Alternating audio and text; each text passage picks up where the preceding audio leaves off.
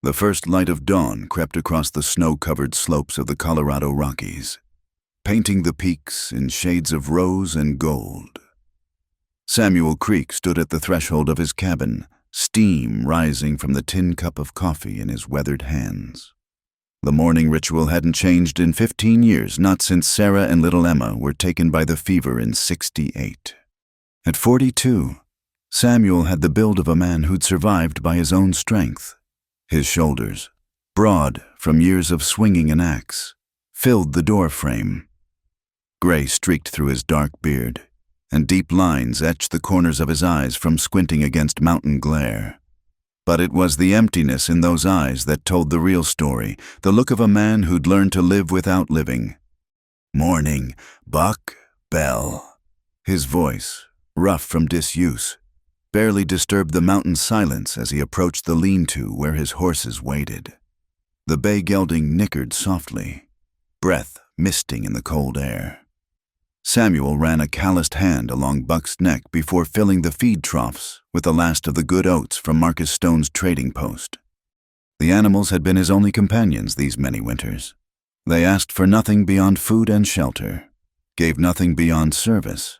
It was a fair trade, the kind Samuel understood. No promises, no risk of loss. Inside the cabin, he performed the rest of his morning tasks with mechanical precision. Check the rifle cleaned and loaded, inspect the trap lines marked on his hand-drawn map, stack fresh kindling by the stone fireplace, every movement practiced, every action serving survival and nothing more. His fingers found the leather cord around his neck, drawing out the simple gold band that hung there. Sarah's wedding ring caught the firelight, warm against his palm. He'd buried her wearing his ring. It seemed only right to wear hers. A promise to never forget, a vow to never risk such pain again. The coffee had gone cold. Samuel drained it anyway, grimacing at the bitter dregs. His larder was getting low-salt pork, dried beans, hardtack, the kind of provisions that kept a man alive but reminded him daily that surviving wasn't the same as living. He could make another run to Rabbit Creek, endure the stares and whispers. "There goes Sam Creek," they'd mutter. "Lost his mind when he lost his family. Lives like a hermit up in that cabin. Talking to horses more than humans." Let them talk. They hadn't held Sarah's burning body, hadn't dug a grave for a child so small the coffin looked like a shipping crate. They hadn't learned that the price of love was loss, and the bill always came due. But practical needs had a way of intruding on grief. The snows would deepen soon, making the 2-day ride to town treacherous, then impossible. His flour barrel showed more wood than grain. The salt pork wouldn't last past January. And the silence. God Almighty. The silence pressed against his skull like a living thing some nights, making him wonder if his voice still worked. That's when the idea took hold. Not for company, Samuel told himself firmly, but for practical help. Someone to mind the cabin while he ran his trap lines. Someone to stretch those meager provisions into actual meals. A business arrangement. Nothing more. He spent 3 days composing the advertisement, whittling each word down to its essence. Mountain man seeks cook. Remote cabin. Hard work. Fair wages. Must be self-sufficient. No questions asked. None answered. Reply to S. Creek, care of Rocky Mountain News. The ride to town tested his resolve. Rabbit Creek had grown in 15 years, sprouting a church, a schoolhouse, even a small courthouse. Progress. They called it. Samuel saw only more people to avoid, more eyes to dodge. He left the advertisement and payment at the newspaper office, transacted his business at Stone's trading post, and fled back to his mountain before the sun reached its zenith. 2 weeks passed. Samuel had almost forgotten the foolish notion when he spotted Marcus Stone's nephew laboring up the trail on a mule, a leather pouch clutched against the wind. "Letter for you, Mr. Creek," the boy stammered, clearly eager to complete his errand and escape. Mountain hermits featured prominently in campfire tales, usually as the villains. Samuel waited until the boy disappeared down the trail before opening the single response. The handwriting was neat, educated but not fancy. So, Mr. Creek, your advertisement interests me. I can cook, clean, and maintain a household. I am accustomed to hard work and isolation. I ask no questions beyond the practical and expect the same courtesy. If these terms suit, I can arrive by month's end. Yours respectfully, M. Walsh. Short, direct. No flowery phrases or false promises. The writer asked for no details about comfort or companionship, made no mention of Samuel's reputation or circumstances. Just work for wages, clearly stated. He read it twice more by lamplight, searching for hidden meanings or tricks, finding none. He began the careful process of convincing himself. The cabin needed tending. The coming winter demanded preparation. This M. Walsh, probably some grizzled camp cook or former army man, understood the arrangement. Business, pure and simple. Samuel penned his reply that night, terms accepted. Trail marked with blazed trees from Rabbit Creek. Bring winter provisions. S. Creek. The die-cast. He threw himself into preparation. The small lean-to addition he'd planned for years suddenly became urgent. He worked dawn to dusk, notching logs, chinking gaps with mud and moss, fitting a separate entrance. M. Walsh would need private quarters. After all, the main cabin got its first thorough cleaning in memory.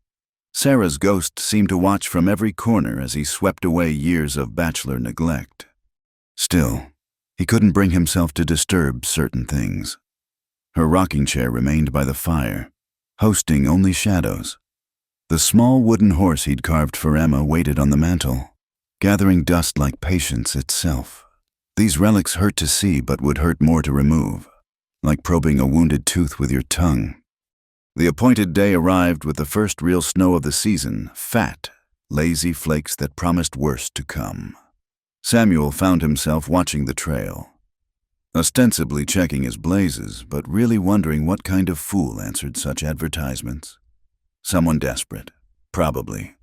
Someone running from something, like everyone else who ended up in these mountains. The thought should have warned him off. Desperate people brought trouble.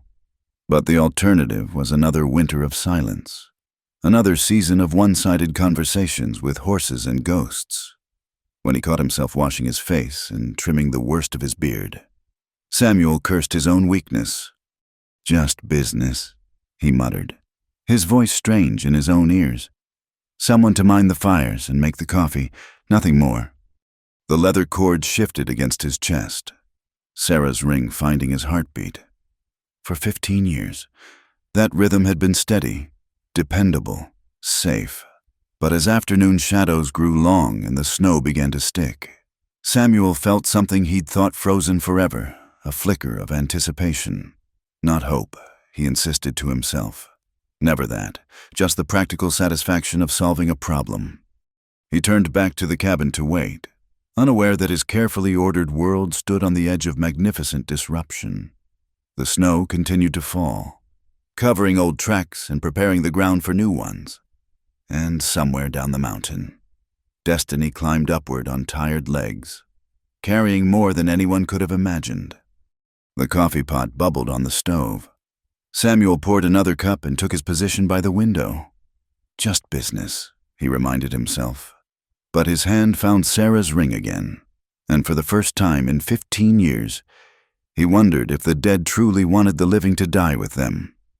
The wait stretched on, measured in heartbeats and snowflakes. Outside, the wind picked up, setting the pines to whispering secrets. Soon, one way or another, the silence would break. Samuel Creek, mountain hermit and walking ghost, stood ready to meet whatever came. He just hadn't imagined it would come in the form of a pregnant woman and a bright-eyed boy, bringing with them all the beautiful chaos of life itself. But then, the best storms always arrived without warning, and the most profound changes came disguised as simple choices. The coffee grew cold again. This time, Samuel didn't notice. His eyes remained fixed on the trail, watching for the future to arrive, dressed in whatever form it chose to wear. The sound came first hooves on frozen ground, labored breathing of tired animals, the creak of leather saddles bearing too much weight. Samuel set down his axe mid-swing, the blade biting deep into the pine log. Late afternoon shadows stretched long across the snow, and through the falling flakes, he could make out shapes moving up the trail. 2 horses. No, 3 one-pack animal trailing behind. His hand moved instinctively toward the rifle propped against the wood pile, then stopped. Walsh wouldn't bring trouble, would he? The lead rider came into view, hunched forward in the saddle, and Samuel's world tilted off its axis. This was no grizzled camp cook. A woman guided the bay mare with practiced ease, her traveling cloak doing little to hide her condition. Behind her, a small boy clung to his own mount, eyes wide as saucers beneath a wool cap. Samuel stood frozen, axe forgotten, mouth working soundlessly. The woman drew rein 20 feet away, straightening in the saddle despite obvious exhaustion. Green eyes met his steadily from beneath the dark hair pinned back in a practical bun. She couldn't be more than 27, 28 years old, and she was clearly 6, maybe 7 months along with child. Mr. Creek. Her voice carried the flat vowels of somewhere back east, educated but not soft. I'm Mary Walsh. This is my nephew, Daniel. The boy, 8 years old, if Samuel had to guess, raised a mittened hand in greeting. Hello, sir, he said, the words fogging in the cold air.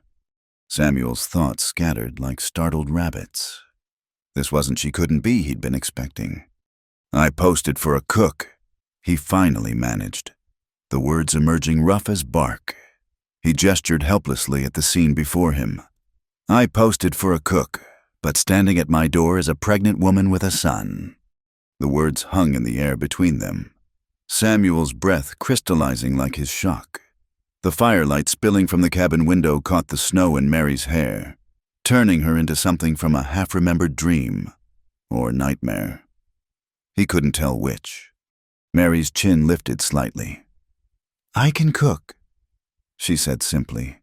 And Daniel's my nephew, not my son. Your advertisement said no questions asked, none answered. Has that changed? The challenge in her voice snapped Samuel back to himself. He noticed how her knuckles had gone white on the reins, how the boy's teeth chattered despite his brave attempt to hide it. The pack horse swayed under canvas-wrapped bundles, everything they owned. Probably everything they were running from. Stables this way. He heard himself say, practical needs first, sort the rest later. Boy can help with the horses. Daniel slid from his saddle before Samuel could assist, landing in the snow with more enthusiasm than grace. I know about horses, he said eagerly. Uncle Patrick taught me before he... The child caught himself, glancing at his aunt. I can help. Samuel noted the exchange, filed it away. Uncle Patrick past tense, dead or gone. And from the boy's tone, not by choice. He moved to help Mary dismount, freezing when he realized what that meant. His hands at her waist, taking her weight, feeling life move beneath traveling clothes. I can manage, Mary said quietly, but her face had gone pale with exhaustion. No, you can't. The words came out gruffer than intended. Samuel positioned himself beside the mare, arms raised. Trust the mountain man or trust the ground. Your choice. A ghost of a smile crossed her features. Mary gripped his shoulders, and Samuel lifted her down as gently as he could manage with muscles trained for splitting wood and hauling game. She weighed less than she should, bones too prominent beneath the wool. How long had they been traveling? How far had they come? Her feet touched ground, but her knees buckled. Samuel caught her, held her steady until strength returned. For a moment they stood like that, stranger supporting stranger, while snow fell around them like a blessing or a curse. Thank you, Mary whispered, stepping back. Her hand went protectively to her middle, a gesture Samuel recognized with a pain that nearly doubled him over. Sarah had done the same thing, those last months before. "Let's get inside," he said roughly. "Storm's worsening." The cabin that had seemed adequate an hour ago now felt impossibly small. Mary and Daniel stood just inside the door, dripping melting snow, taking in the sparse furnishings and bachelor functionality. Samuel saw it through their eyes: one room, one bed, one table, two chairs, Sarah's rocker by the fire, covered in dust, the carved horse on the mantel, waiting for a child who'd never hold it. "The lean-to addition is yours," he said quickly. "Has its own entrance. I'll move your things once the horses are settled." "We don't need much space," Mary began, but Samuel was already grabbing his coat. "Boy, Daniel, you coming to help or not?" The child practically bounced despite his obvious fatigue. "Yes, sir." In the stable, Daniel proved true to his word. He knew the right way to approach a tired horse, how to loosen a girth without letting the saddle slip, where to check for stones caught in hooves. Samuel found himself explaining more than necessary the personality quirks of Buck and Belle, the best mixture for winter feed, why mountain horses needed different care than valley stock. "You know a lot," Daniel said, struggling with a heavy saddle. Samuel took it from him without comment. "About everything. I mean, horses and mountains and—" He gestured broadly at the world beyond the stable walls. "A man learns or he doesn't last up here." "Could you teach me while we're here?" The question tumbled out in a rush. "Uncle Patrick was going to teach me hunting and tracking and woodwork, but then he got sick, and Aunt Mary says I need to learn practical things, not just books, though I like books too, especially the plays." "Do you have any books?" Samuel blinked at the verbal flood. When had he last heard so many words strung together? "There's a shelf, some books. Help me with this pack and we'll see." They hauled the bundles inside to find Mary had worked a small miracle. The stew pot bubbled on the stove, sending out aromas that made Samuel's stomach clench with forgotten hunger. She'd swept the worst of the dust away, set 3 places at the table with his mismatched plates, even found the coffee pot and set it to brewing. "I took liberties," she said, not quite meeting his eyes. "The stew needed water, and I found salt pork to add substance. I hope—" "It's fine." Samuel didn't know what else to say. The domesticity of the scene pressed against old wounds. "Sit, rest. You look ready to drop." Mary sank into a chair with poorly disguised relief. Daniel, meanwhile, had discovered the bookshelf and stood transfixed. "Shakespeare," he breathed. "You have Hamlet." "Leave the man's things alone," Mary said sharply. "It's all right." Samuel found himself almost smiling at the boy's reverence. Books need reading or they're just kindling. Dinner passed in relative quiet, punctuated by the clink of spoons against bowls and the pop of pine logs in the fire. The stew was simple but good, better than anything Samuel had made in years.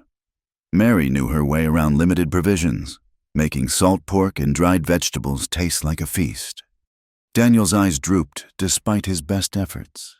When his head finally nodded forward, Mary rose to catch him before he fell face first into his bowl. "Let me," Samuel said. He lifted the boy easily, struck by how little he weighed.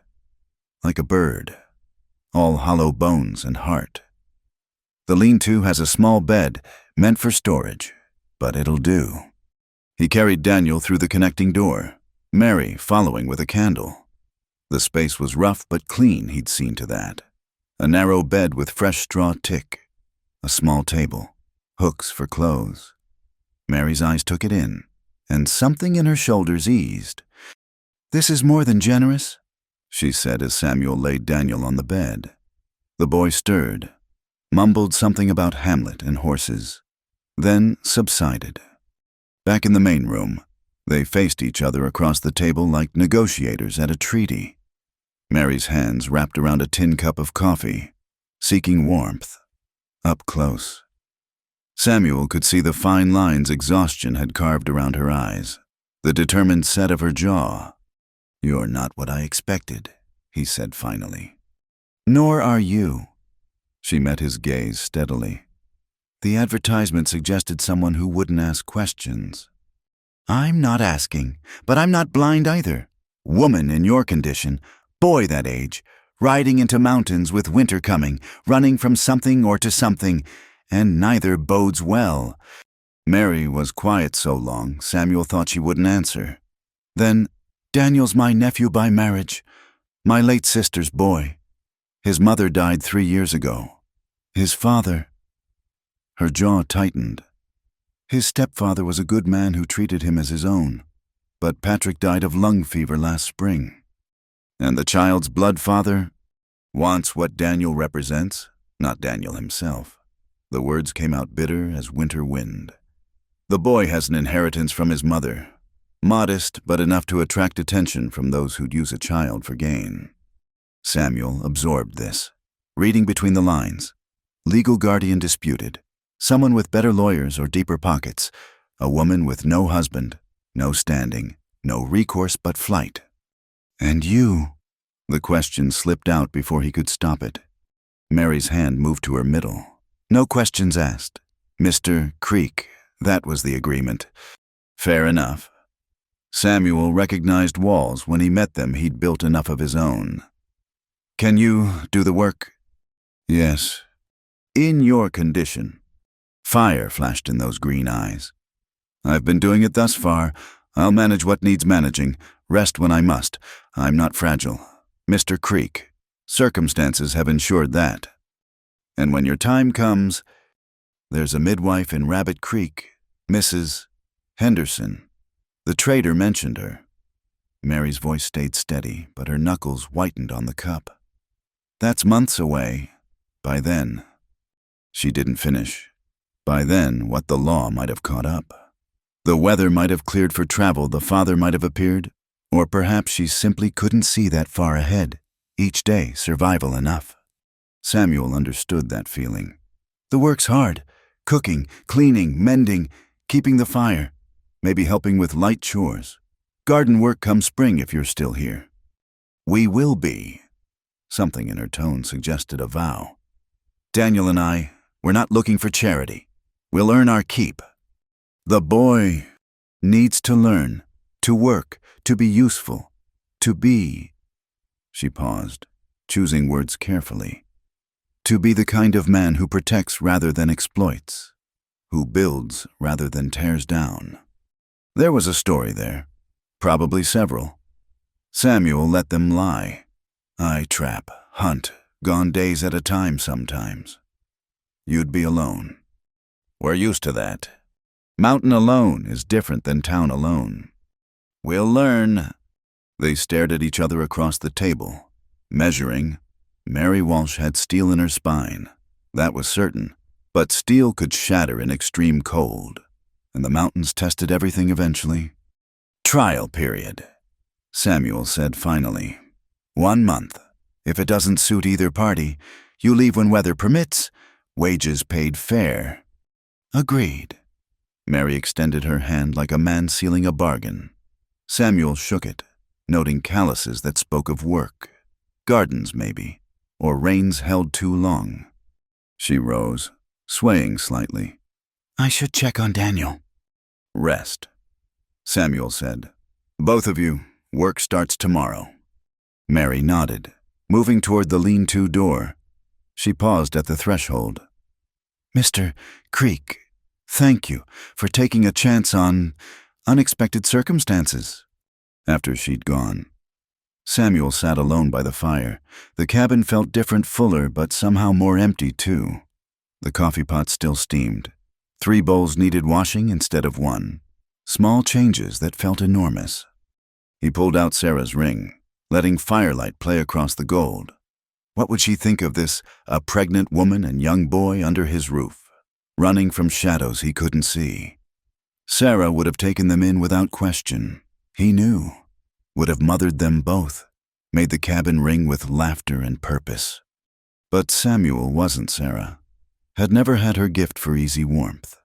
He was a man who'd learned to live with ghosts, and now flesh and blood had intruded on his haunting. Through the wall, he heard Mary's voice, soft and low, singing something to the boy. A lullaby, maybe, or a hymn.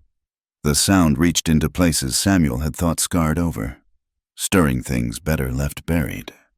"Just business," he said aloud to the empty room, but even he didn't believe it anymore. Outside, the storm intensified, sealing them in together. 3 souls fleeing different demons, sheltering under one roof. Samuel banked the fire and prepared for bed, wondering what morning would bring. He'd posted for a cook. Instead, he'd received something far more dangerous, hope dressed in worn wool and desperate courage, carrying new life and old wounds, teaching lessons he'd sworn never to learn again. The wind howled around the corners of the cabin, but inside, for the first time in 15 years, Samuel Creek wasn't alone. Whether that was blessing or curse remained to be seen. The rhythm of life changed with 3 souls under one roof. Samuel woke before dawn to find coffee already brewing, the rich aroma pulling him from dreams he couldn't quite remember. Mary moved about the kitchen space with quiet efficiency, her condition barely slowing her practiced movements. "You're up early," he said, voice still rough with sleep. "Habit." She didn't turn from the stove where bacon sizzled in the pan. "Daniel will wake hungry. Growing boys always do." Samuel watched her work, noting how she maximized every movement, never wasting a step. She'd arranged his scattered supplies into logical order, flour and salt within easy reach, dried goods sorted by use, precious spices hoarded in a tin by the stove. In 2 days, she'd made more sense of his kitchen than he had in 15 years. "I'll show the boy the morning chores," he offered. "Horses need tending." "He'd like that." Mary finally faced him, and Samuel saw the purple shadows beneath her eyes. "He's trying so hard to be useful, to prove we won't be a burden." "You're not." Samuel stopped, unsure how to finish. They weren't a burden, exactly. More like a puzzle he couldn't solve, pieces that didn't fit his carefully ordered existence.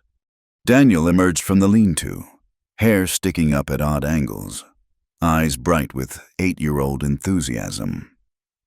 "Are we feeding the horses? Can I help with the water? Uncle Patrick said mountain horses are different from valley horses. Is that true?" The questions tumbled out between bites of breakfast. Samuel found himself answering more thoroughly than necessary, explaining the thicker coats, the sure-footedness, the way altitude affected their breathing. Daniel absorbed every word like drought-parched earth soaking up rain.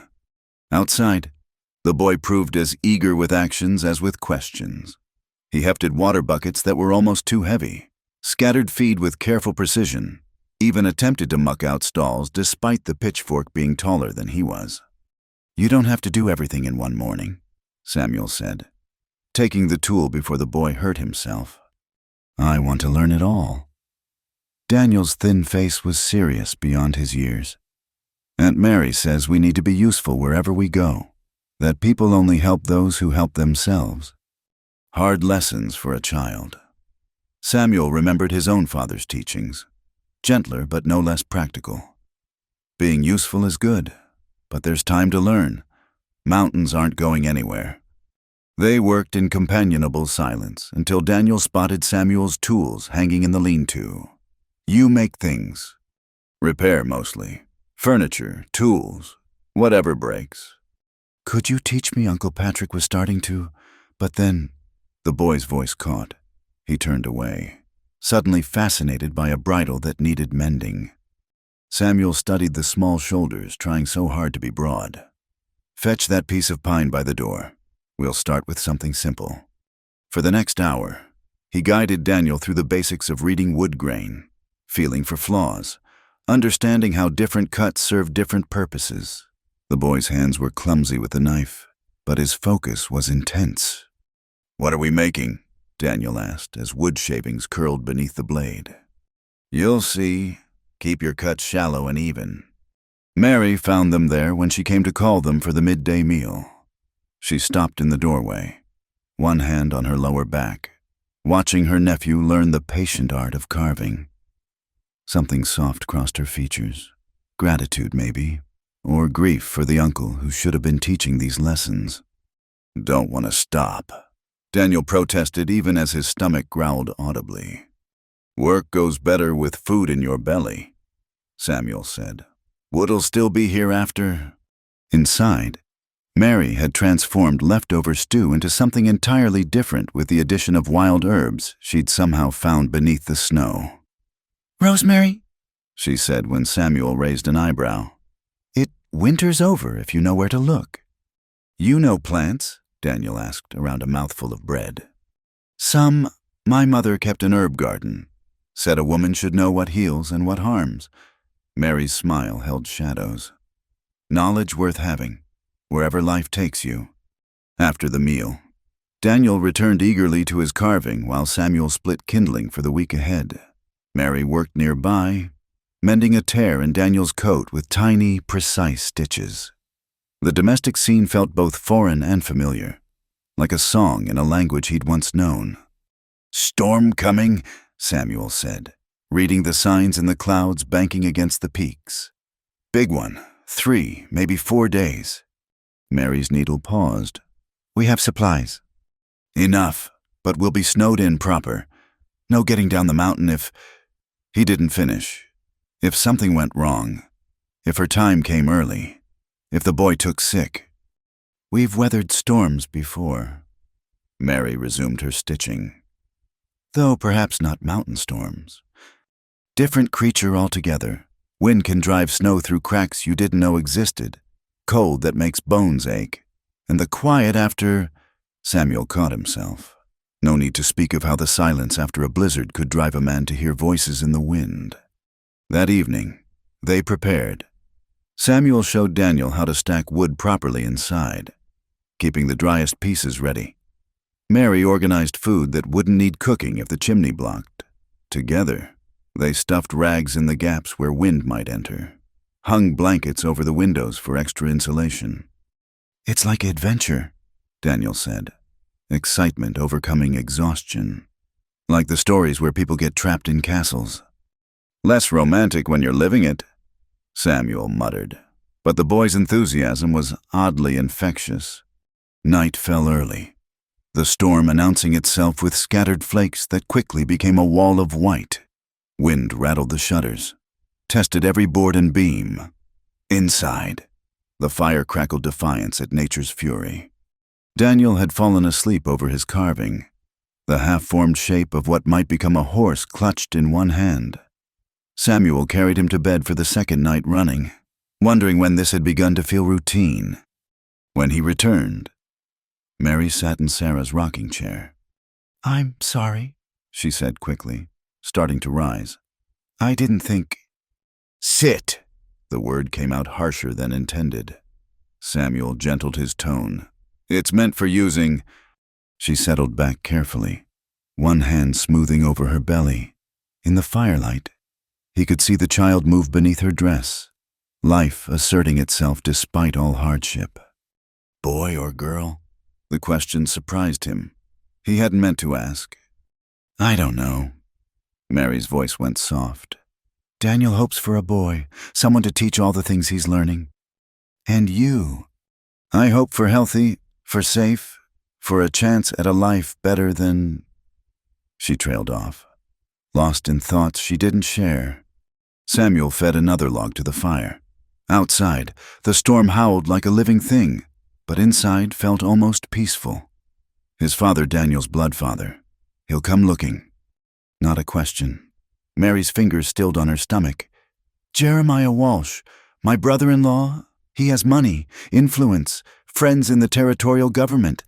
When Ellen died, he saw opportunity. The boy's inheritance. A trust from Ellen's parents. Modest by Denver standards, but enough to matter. Jeremiah needs control of it to cover debts from failed mining ventures. Her voice hardened. He'd have gotten it too if Patrick hadn't adopted Daniel properly, made it harder to claim guardianship. But not impossible.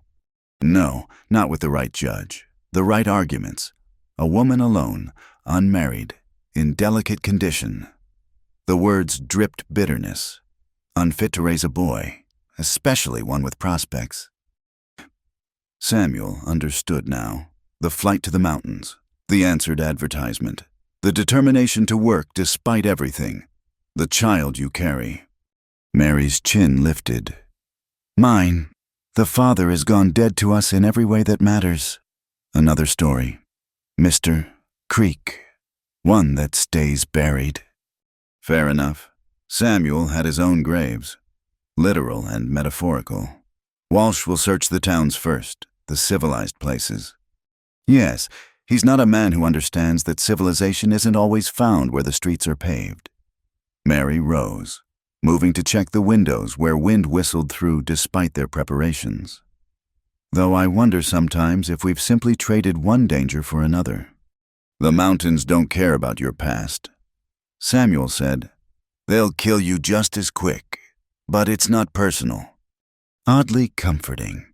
A smile ghosted across her features. Neutral hostility rather than targeted malice. They worked together to stuff more rags where the wind found entry. Mary's movements were growing slower, her breathing more labored. The child she carried rode low, making every bend an effort. When? Samuel asked quietly. 2 months, perhaps 10 weeks. She straightened, hand to her back. Ruth Henderson delivered dozens of babies before her husband brought her west. Mountain babies, too, she said when I met her at the trading post. If the weather allows, it will have to... Steel in her voice again. I've come too far to fail now. The storm intensified, driving them back to the fire. Samuel found himself telling her about the mountains which passes stayed clear longest, where the elk wintered, how to read weather in cloud formations, safe topics that skirted the edges of deeper truths. Mary reciprocated with stories of Daniel as a younger child, his love of books, his gentle nature that worried his father until Patrick showed him gentleness took its own kind of strength. They talked around their ghosts, mapping the borders of acceptable conversation. He's carving a horse, Mary said suddenly. Daniel, he's trying to make a horse like the one on your mantle. Samuel glanced at the small wooden toy he'd made for Emma a lifetime ago. It's harder than it looks. Takes practice. Most worthwhile things do. Mary yawned, covering it with her hand. I should rest. Tomorrow. A crack like a gunshot interrupted. They both jumped as somewhere above, a branch gave way beneath Snow's weight, crashing against the roof. The walls shuddered but held. Mountain's way of reminding us who's in charge, Samuel said. But his own heart was racing. Go on. Rest. I'll tend the fire. Mary paused at the lean-to door.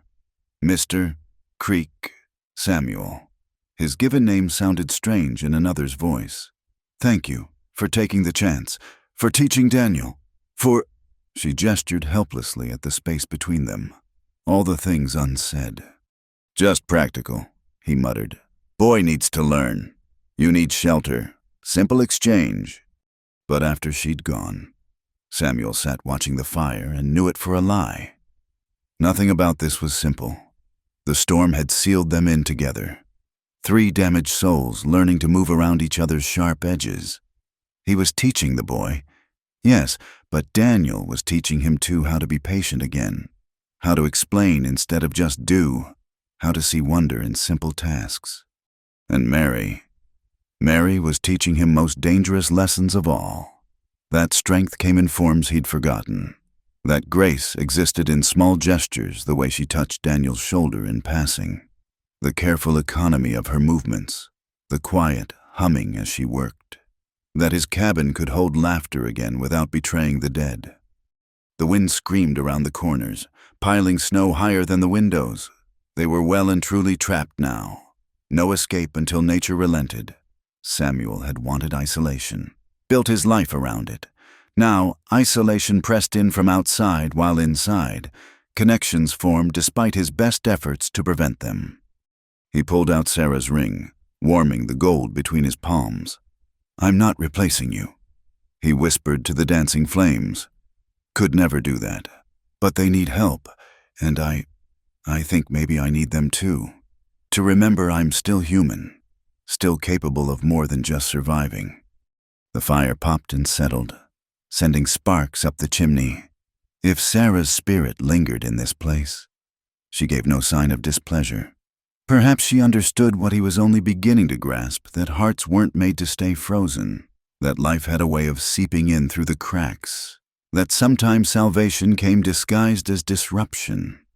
Tomorrow would bring more snow, more lessons, more careful navigation of their shared space. But tonight, with the storm raging and his charges safe in the next room, Samuel Creek felt something he hadn't experienced in 15 years. Not peace, exactly. Not yet. But the possibility of it. Distant as spring, but just as inevitable if he could find the courage to let it come. The smoke signals went up at dawn. 3 measured puffs against the clear morning sky. Samuel stood outside the cabin, feeding the carefully tended fire with green pine boughs. To a casual observer, it might look like a chimney problem. To those who knew the old mountain codes, it spelled out a different message entirely. "What are you doing?" Daniel asked, emerging with an armload of kindling. "Talking to the neighbors." Samuel added another branch, watching the smoke rise thick and white. "Mountain telegraph. Faster than riding to each homestead." "What does it say?" "Meeting needed. Bring witness." Samuel scattered the fire. Duty done. Sometimes the law comes whether you invite it or not. Best to have friends ready. 2 weeks had passed since the great storm. The snow had melted enough to make the trails passable, and with passage came danger. Samuel had spotted the tracks 3 days ago, horses moving up from the valley. Too many for traders, too organized for drifters. They'd camped below the tree line, scouting, waiting. Mary emerged from the cabin, one hand pressed to her back. The child had dropped lower these past days, making every movement an effort. But her eyes were clear, resolved. They're coming. Not a question.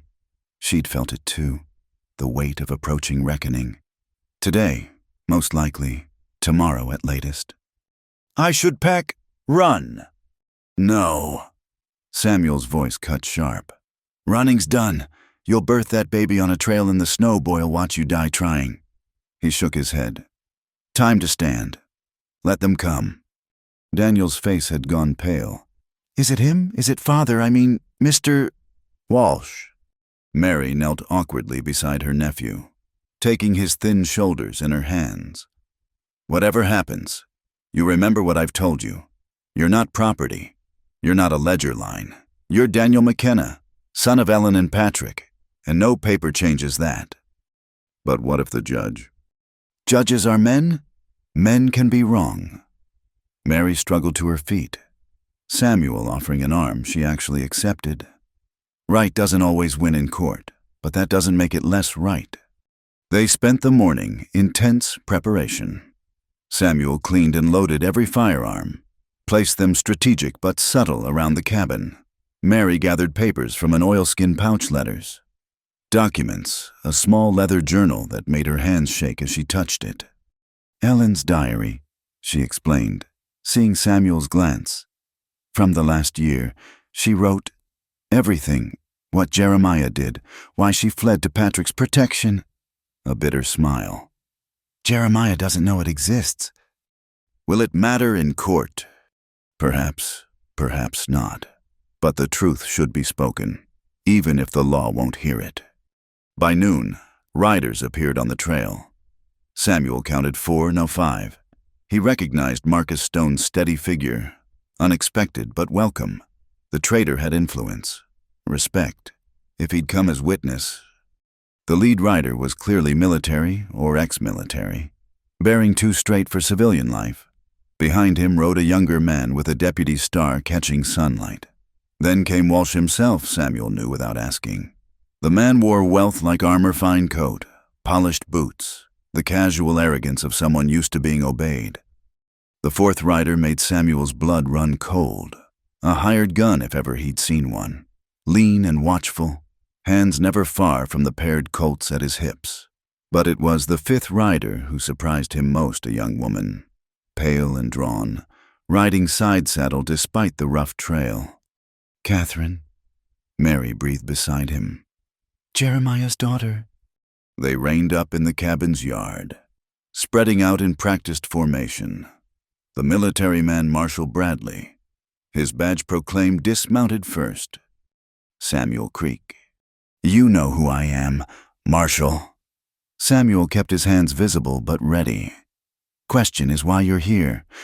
Official business. We're looking for Mary Walsh and the boy Daniel. Have reason to believe they might have passed this way. Before Samuel could respond, Mary stepped onto the porch. I'm Mary Walsh. The effect was immediate. Jeremiah Walsh's face flushed red, then white. You stupid girl! Did you think you could hide forever, Deputy Carson? Do your duty. The young deputy shifted uncomfortably. Ma'am, I have a court order. Says you're to return with us. You and the boy both, pending a custody hearing. May I see it? Mary's voice stayed level. Carson dismounted, approaching with a folded paper. His eyes took in her condition, and something like shame crossed his features. Ma'am, the judge says you're to come peaceful-like, for everyone's safety. Mary read the document slowly. This claims I'm an unfit guardian, that I've kidnapped my own nephew. She looked up, meeting Jeremiah's gaze. You always were creative with the truth, Jeremiah. The boy belongs with family. Walsh snarled. His real family, not some... His eyes raked over her swollen form, not with someone of questionable morals. Clearly. Careful. Samuel's voice carried the kind of quiet that preceded avalanches. You're on my land. Mind your tongue. The hired gun, Kane, someone called him, shifted slightly, coat brushing back from his weapons. Old man wants to dance. Boss, say the word. Stand down, everyone. Marshal Bradley's command voice cut through rising tension. We're here to execute a legal order, nothing more. Legal don't mean right. Marcus Stone spoke up for the first time. Known Mary Walsh since she came to my trading post. Good woman. Pays her debts. Helps folks when she can. That boy loves her like a mother. Sentiment isn't law. Jeremiah snapped. The court has spoken. Which court? Samuel asked. Which judge? Funny how papers can be bought as easy as horseshoes these days. You dare imply? I imply nothing. I state fact. Seen it in the war. Men with money buying their way out of service while poor boys died in their place. Law's only as good as those who enforce it. Catherine Walsh suddenly urged her mount forward. Father, please, this has gone far enough. Silence. Girl, you're here as witness to your brother's rights. Nothing more. I'm here because you threatened to disown me if I didn't come. Catherine's voice trembled, but held. Just like you threatened Ellen. Just like you... She stopped, breathing hard. Catherine, Mary said softly, you don't have to... Yes, I do. The young woman turned to Marshal Bradley. Marshal, I have information relevant to this case. May I speak? Jeremiah's face purpled. You'll do no such thing, deputy. Arrest that woman now. On what charge? Bradley asked mildly. Kidnapping corruption of a minor moral turpitude? I don't care. Just... Father, Catherine's voice cut like winter wind. Tell them about the trust. Tell them why you really need Daniel. The silence stretched taut. Jeremiah's hand moved toward his coat, but Kane was already shifting. Reading the angles, Samuel felt more than saw Mary tense beside him, Daniel pressing close to her skirts. The mine, Catherine continued, each word a nail in a coffin. Father invested Daniel's trust without permission. The Bonanza Creek mine that flooded, the money's gone, and the auditors are coming. He needs Daniel back to hide the theft. You lying little. I have the ledgers. Catherine pulled papers from her saddlebag. Copied them myself. Every transaction. Every forged signature. Deputy Carson looked sick. Sir, if this is true... Shut up, boy. Kane's hands rested on his gun butts now. Mister, Walsh pays your salary. Remember? The territorial government pays my salary, Bradley corrected coldly. Deputy, Perhaps you'd like to reconsider your position here. Samuel saw the moment it could go either way. Young Carson wavering between duty and payment. Cain ready to draw. Jeremiah's face cycling through rage and calculation. One wrong word, one sudden movement. Uncle Samuel, Daniel's small voice broke the tableau. Can I say something? Every eye turned to the boy. He stepped forward, chin raised in an echo of his aunt's courage. Mr. Walsh isn't my father. Never was. He hit my mama when she wouldn't give him money. That's why she ran to Uncle Patrick. The words came steady, rehearsed maybe, but no less true. I remember. I was small, but I remember, and I won't go with him. Not ever. Boy's been coached, Jeremiah snarled, filled with lies. Mary thrust the leather journal forward. Ellen's own words. Every incident, every threat. She died trying to protect her son from you. That proves nothing. A dead woman's hysteria. It proves enough, Bradley said quietly. Combined with Miss Walsh's testimony and documents, Mr. Walsh, I'm placing you under arrest for embezzlement and fraud. The world exploded into motion. Cain's hands blurred toward his guns. Samuel moved without thinking, the old cavalry saber appearing in his hand like magic. Steel met leather as the blade caught Cain's wrist, sending one Colt spinning. A rifle shot cracked Marcus Stone, old reflexes still sharp, putting a bullet past Cain's ear. Next one's center mass, the trader said conversationally. Cain froze, one gun half drawn, blood dripping from his slashed wrist. This ain't over. Yes, Samuel said, saber point steady at the gunman's throat. It is. Bradley had his own weapon out now, covering Jeremiah, who stood frozen between rage and disbelief. Young Carson, to his credit, had chosen his side, moving to disarm Cain properly. Father, Catherine said, tears streaming but voice steady. It's done. Ellen's gone. Patrick's gone. Let the boy have peace. Jeremiah's shoulders sagged suddenly, the fight draining out. The mine was supposed to save us, make us rich enough that none of this mattered. Stealing from a child always matters, Mary said quietly. She swayed suddenly, face going white. Samuel dropped the saber, catching her before she fell. The baby, her hands clutched at her belly. It's too soon. Carson, Bradley barked. Ride for Ruth Henderson, fast as you can. The deputy leaped to his mount, spurring down the trail. Samuel lifted Mary easily. Carrying her inside, Catherine followed, taking charge with surprising efficiency. Hot water, clean cloths. Daniel, help me! The boy moved like a sleepwalker, shock making him clumsy. Outside, Samuel heard Bradley reading charges, Jeremiah's protests fading to mumbles. But inside, a different drama played out. 8 weeks early, Mary gasped between pains.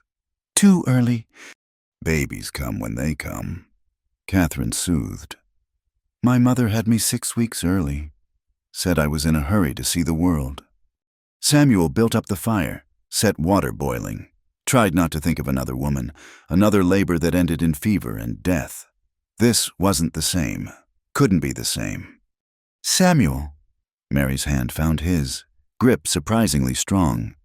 If something happens, nothing's happening except you're having a baby.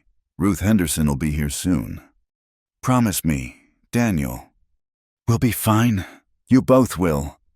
The pains came faster, harder. Catherine proved unexpectedly competent. Knowledge gleaned from helping at birthings in Denver. Samuel found himself relegated to keeping Daniel calm, feeding the fire, pacing like a caged mountain cat. Is Aunt Mary going to die? Daniel whispered, young face etched with terror. No, Samuel made it a vow. Your aunt's the strongest woman I've known. She'll be fine. Outside, he heard horses leaving. Bradley taking his prisoners down the mountain. One danger past, another pressing immediate. Where was Carson with the midwife? A thin cry pierced the air, not a baby's cry. Mary, pain finally breaking through her iron control. Samuel's hands clenched, helpless, all his mountain skills, all his hard-won survival knowledge, useless now. "There," Catherine's voice, triumph and relief mixed. "I can see Samuel. Come help."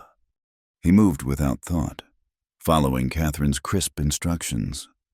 "Support here, pressure there." And suddenly, a baby's wail, thin but fierce, fighting mad at early eviction. Catherine cleared the tiny mouth, wrapped the infant in clean cloth, pressed the bundle into Mary's shaking arms. "A girl," she said, tears streaming freely now. Small, but perfect. Mary's own tears came then, exhaustion and joy and relief flooding out. "Hello, little one. Oh, you're early, so early." "But strong," Samuel said, wonder in his voice. The infant's fist had found his finger, gripping with surprising determination. Like her mother. Hoofbeats thundered outside. Ruth Henderson burst in like a force of nature, taking in the scene with practiced eyes. "Well now, looks like baby couldn't wait for me." She moved to examine mother and child, nodding approval. "Good work, Catherine. You ever want to leave Denver society? You'd make a fine midwife." The rest blurred together. Ruth's gentle expertise ensuring all was well. Catherine helping clean and settle Mary. Daniel allowed to hold his tiny cousin, eyes wide with protective awe. And Samuel, standing guard over all of it, marveling at how his cabin had become the center of so much life. "What will you name her?" Ruth asked as she prepared strengthening tea. Mary looked at Samuel, something passing between them. "Sarah," she said softly. "Sarah Grace, for new beginnings built on old foundations." Samuel's throat closed. He turned away, but Mary's hand caught his. "If that's acceptable." He squeezed gently, unable to speak. Outside, the sun was setting, painting the mountains gold. Jeremiah Walsh was gone, heading for territorial prison. The immediate danger had passed, but inside Samuel's cabin, a different future was being written. Uncle Samuel, Daniel, tugged at his sleeve. "We're staying now." "Right, all of us." Samuel looked at the boy who'd started calling him uncle without being asked, at the baby who bore his dead daughter's name, at the woman who'd stood against powerful men for love of a child, not even hers by blood. "Yes," he said, finding his voice at last. "You're staying." Catherine cleared her throat. "I should go, but might I visit? I've nowhere else, really. Father won't want me back after today." "Always welcome," Mary said firmly. "Family isn't blood, Catherine. It's choice." As if in agreement, baby Sarah gave a tiny sigh, settling deeper into sleep. Safe now, protected by more than law or paper, protected by people who'd chosen to stand together against whatever came. Samuel stepped onto the porch, breathing deep of mountain air. The smoke signals had done their work, bringing witnesses when needed, but more had been witnessed today than legal proceedings. He'd seen courage in many forms, love proven through action, justice prevailing not through violence but through truth finally spoken. Behind him, he heard Mary singing softly to the baby, Daniel asking Catherine about Denver, Ruth Henderson issuing practical instructions, his cabin full of life, full of purpose, full of the future he'd thought lost forever. The mountains stood eternal, indifferent to human drama, but in their shadow, small miracles bloomed. A man thought dead to feeling learned to care again. A woman found strength she didn't know she had. A boy discovered protectors who'd never let him go. And a baby named for the past became a bridge to tomorrow, her first cries echoing off ancient stones, announcing that life, stubborn and magnificent, would always find a way. The fire burned low in the hearth, casting dancing shadows across the cabin walls. Outside, a wolf howled somewhere in the distance, not a threat, just the mountains singing their ancient song. Samuel checked the rifle by the door, more from habit than real concern. After the confrontation with Walsh, He'd maintained steady vigilance, but 3 weeks had passed without incident. "Can't sleep either," Mary's voice came soft from the shadows. She moved into the firelight. Sarah Grace cradled against her shoulder. The baby fussed quietly, still adjusting to the world she'd entered too soon. "Just checking." Samuel added another log to the fire, sending sparks spiraling up the chimney. "Storm moving in. Can feel it in my bones." "Your bones or your conscience?" Mary settled into the chair, Sarah's chair. But somehow it had become Mary's now without either of them acknowledging the transition. "You've been restless since Catherine brought word from town." Samuel grunted. The news had been mixed. Jeremiah Walsh indicted for embezzlement, but good lawyers working on his appeal. Deputy Carson had testified to the threats. Catherine's evidence had been damning. But money still talked louder than justice in the territorial courts. "He won't give up," Samuel said finally. "Men like that don't know how to lose." "Then we'll be ready." Mary shifted the baby, humming low until Sarah settled. "We faced him once. We can do it again." "We—" The word sat strange on Samuel's tongue. When had they become we? "Does that bother you, that I assume we stand together?" Samuel considered the question, watching the fire paint gold across Mary's face. These past weeks had brought changes beyond the obvious. Daniel called him Uncle Samuel without hesitation now. Catherine visited twice weekly, bringing supplies and gossip from town, slowly severing ties with her father's world. And Mary had made his house a home without seeming to try. Small touches: curtains sewn from trading post fabric, wildflowers in a tin cup, the smell of bread baking. She moved around him like water around stone, never pushing, never demanding, just steadily wearing away his edges. "Doesn't bother me," he admitted. "Should, maybe, but doesn't." "Why should it?" "Because I swore." He stopped, frustrated by his inability to find the right words. "After Sarah died, I swore that I'd live alone, die alone. Safer that way." "For who?" The question hung between them like a bridge waiting to be crossed. Samuel found himself really looking at Mary for the first time in days. The exhaustion from Sarah Grace's early arrival had faded, leaving her face softer but no less strong. Her dark hair, usually pinned severe, hung loose over one shoulder. In the firelight, holding the baby, she looked like something from a half-remembered dream. "Safer for everyone," he said roughly. I don't know how to do this anymore. Be part of something, be needed." "Could have fooled me." Mary's smile held gentle teasing. "Daniel thinks you hung the moon. Talks about Uncle Samuel teaching him this, showing him that. And Catherine credits you with giving her courage to speak truth." "That was all them. I just stood ready to fight for children not your own. Just opened your home to strangers. Just held steady when everything could have gone violent." Mary shifted forward, settling Sarah Grace in the wooden cradle Samuel had built. "You say you don't know how to be needed, but you've been exactly what we needed from the start." Samuel stared at the cradle, his handiwork cradling new life. He'd built it at night after the others slept, working by feel in the dark because he couldn't bear to see too clearly what his hands were creating. Hope carved in pine, dreams shaped in smooth runners.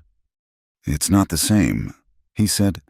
"What I had with Sarah—" "No," Mary's voice was firm. "It's not the same. I'm not her. You're not who you were then. We're both carrying ghosts, Samuel, but maybe that's why we understand each other."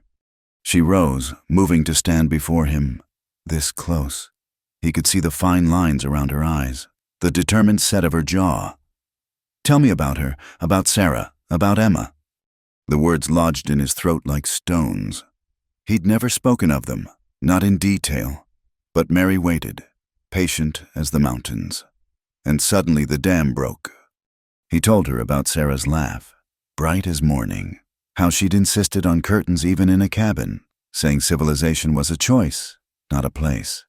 Emma's first steps, chasing a butterfly, the fever that came with autumn rain, how he'd ridden 3 days for a doctor who arrived too late, the small graves under the aspens, marked with stones he'd carved until his hands bled. Somewhere in the telling, Mary's hand found his, not grasping, just there, an anchor in the storm of memory. When words finally failed, they sat in silence, broken only by the fire's whisper and the baby's quiet breathing. "She sounds wonderful," Mary said at last. "They both do." They were... Samuel's voice came out raw. They were everything. And you think honoring them means staying frozen? What else is there? Mary squeezed his hand gently. Maybe honoring them means living fully, showing their love still bears fruit, even in their absence. She paused, choosing words carefully. I never knew my husband. Not really. We married young, him seeing a pretty face, me seeing escape from poverty. When he left, when I drove him away with my disappointment and his with my strength, I thought that was my only chance gone. Samuel turned to face her fully, seeing new depths in familiar features. But then Ellen died, and suddenly there was Daniel needing me. And Patrick, dear Patrick, showing me partnership could exist without ownership. When he died, her voice caught.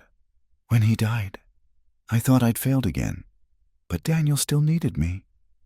This child, she touched her middle, still needed me.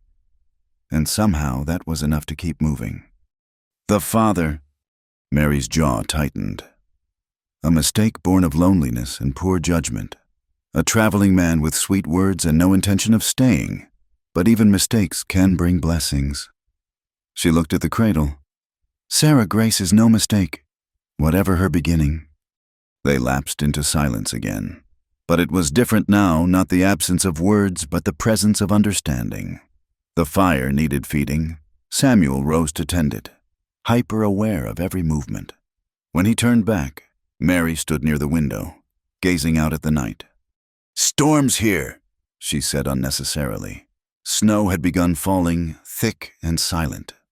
Samuel moved to stand beside her, close enough to feel her warmth. We're ready, wood stacked, larders full. Let it come. I wasn't talking about the weather. He knew the real storm was brewing in courtrooms and law offices, in the gap between justice and law. But tonight, with snow erasing the world beyond these walls, that storm seemed distant. Mary. Her name felt rusty on his tongue. I need you to know what you and Daniel mean, what having you here. She turned to face him, and suddenly the space between them seemed both vast and insignificant. I know, she said simply. You don't have to. Yes, I do. Samuel caught her hand, calloused fingers gentle around hers. I'm not good with words, better with actions. But you deserve words too. Mary waited, green eyes steady on his. You brought life back to this place, not just Sarah Grace, though God knows she's miracle enough.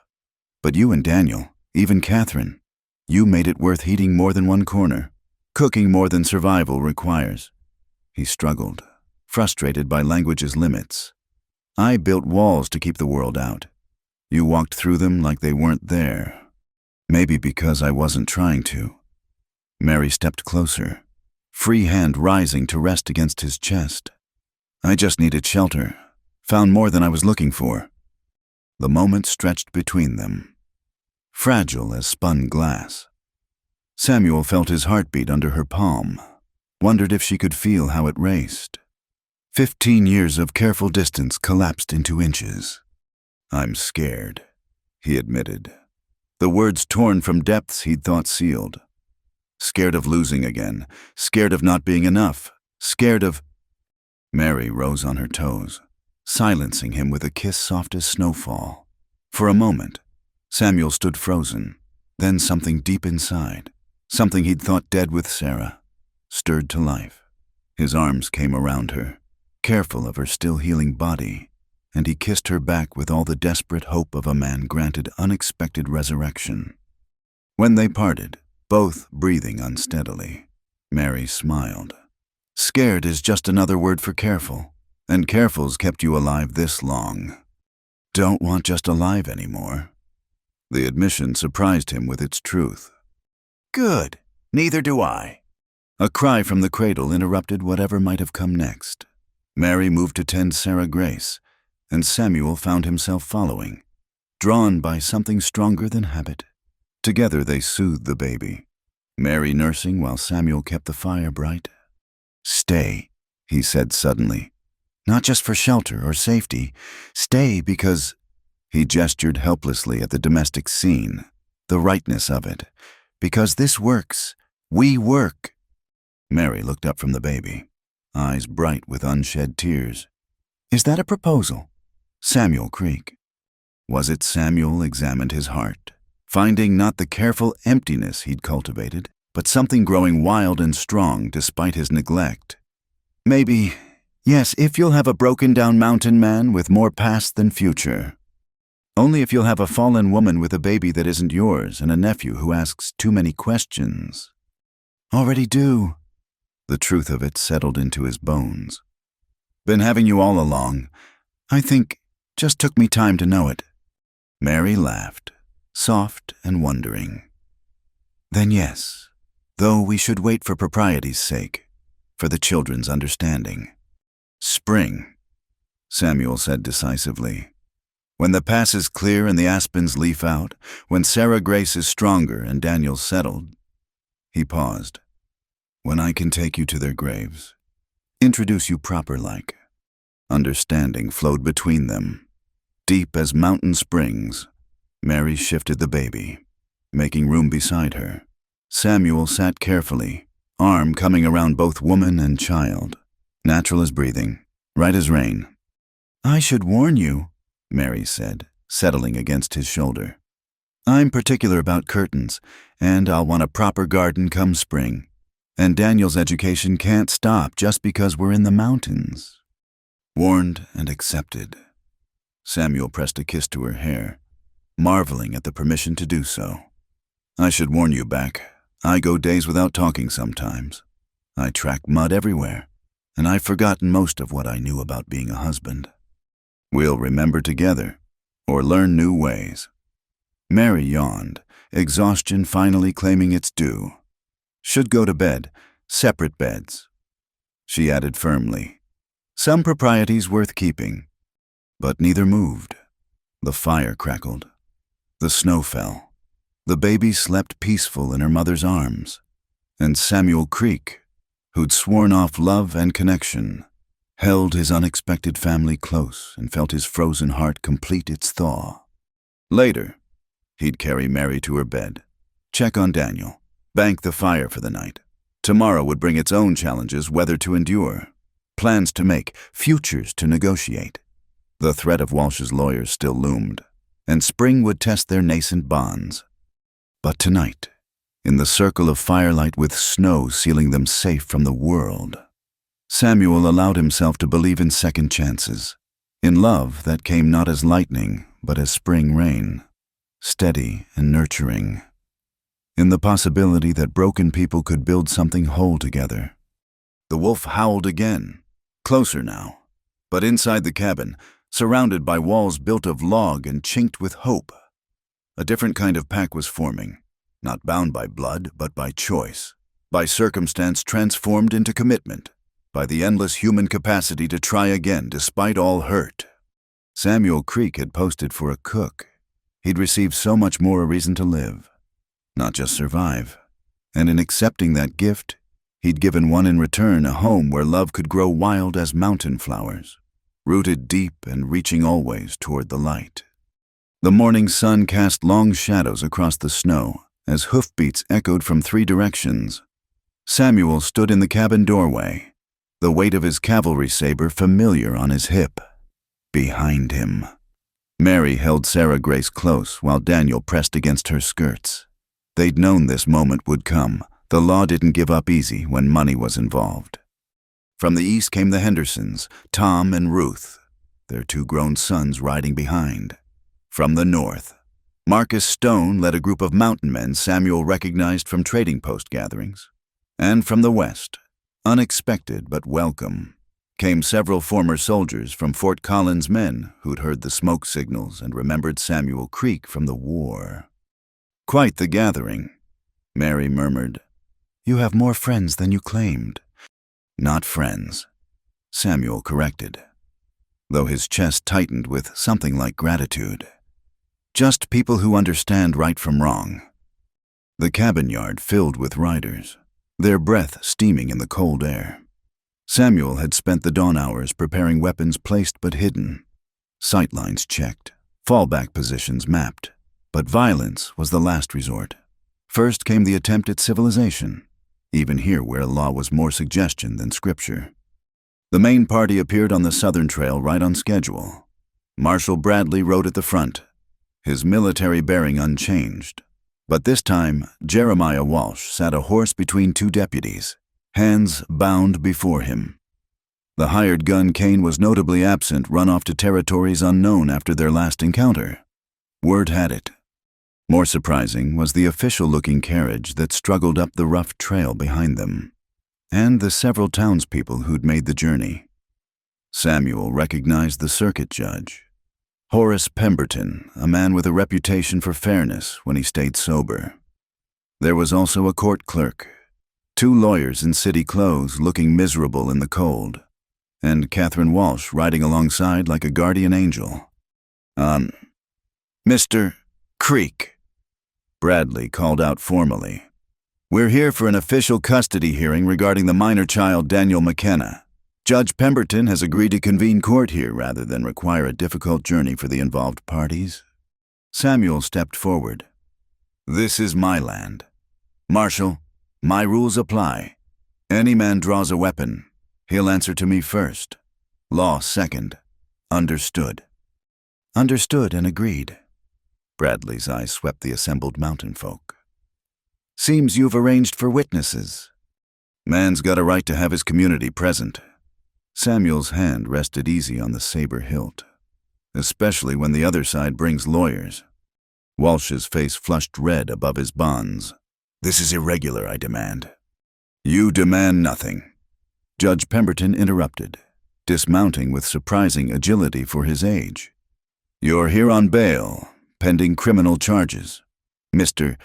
Walsh, consider yourself fortunate I agreed to hear this custody matter at all." They arranged themselves in a rough court in the cabin's main room. The judge took Samuel's single good chair. The clerk perched at the table with his papers. The lawyers flanked their respective sides, one for Walsh looking oily and overconfident, the other younger man standing for Mary, seeming nervous but determined. "This hearing," Pemberton began, "will determine custody of the minor child Daniel McKenna, contested between his maternal uncle by marriage, Jeremiah Walsh, and his maternal aunt, Mary Walsh, formerly Mary McKenna." He peered over his spectacles.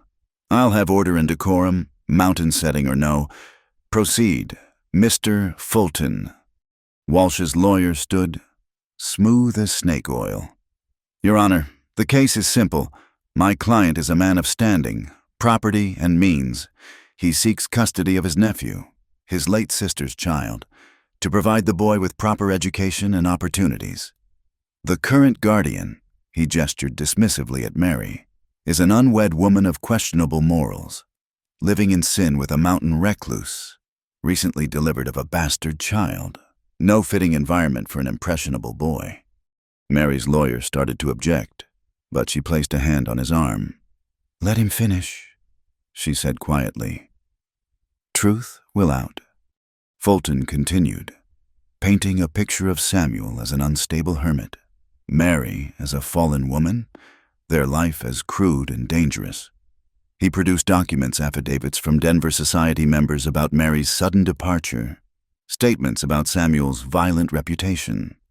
"Furthermore," Fulton concluded, "there are questions about undue influence. This mountain man has clearly taken advantage of a desperate woman's circumstances. Who knows what threats or promises were made to secure her? Cooperation." The insult hung in the air like gun smoke.